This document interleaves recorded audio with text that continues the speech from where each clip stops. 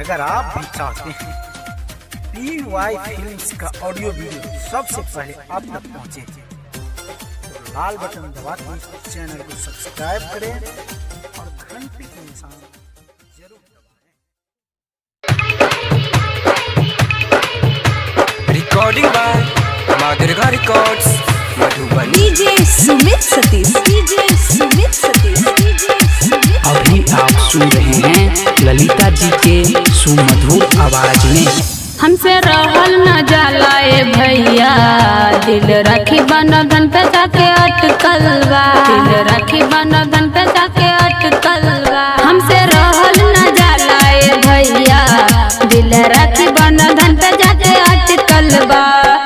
जल्दी से तू हाथ दो, जल्दी से तू हाथ दो, राखी बांधे के मन में छटकल बा। हमसे रहल न जाला ए भैया, दिल राखी बंधन पे जाके अटकल बा, दिल राखी बंधन पे जाके अटकल बा। हमसे रहल न जाला ए भैया, दिल राखी बंधन पे जाके अटकल बा। जल्दी से तू हाथ दो, जल्दी से तू हाथ दो, राखी बांधे के मन में छटकल बा। हमसे रहल न जाला ए भैया, दिल राखी बंधन पे जाके अटकल बा। आप सुन रहे हैं करियोत बाजार से दिल राखी बंधन पे जाके अटकल बा। एक साल पढ़ावे लाई तो मन में लेनी ठान हो, मन नहीं मानी सुना ए भैया, जब ले ना आइबो तू घर हो, जब ले ना आइबो तू घर हो। जब से तो चलल बा सावन के महीना, सुन हमर भैया हो, समझत काहे न बारा ए भैया, हमर तू तो बात हो।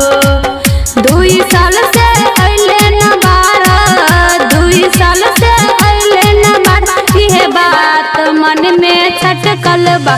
हमसे रहल न जाला ए भैया, दिल राखी बंधन पे जाके अटकल बा। अभी आप सुन रहे हैं करियोत बाजार से दिल राखी बंधन पे जाके अटकल बा। कवन कसूर बा भइले भैया, जे तू नहीं आदेला, पियब न पानी सुना ए भैया, जब ले न आइबू तो घर हो, जब ले न आइबू तो घर हो।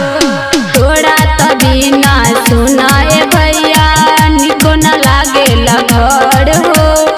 ऐसे न कर, जल्दी से धोल घर के तू त गाड़ी हो। संजित भैया अइले हो, संजित भैया अइले हो, मनोज भैया तो साथ आ जाई हो। हमसे रहल न जाला ए भैया, दिल राखी बंधन पे जाके अटकल बा।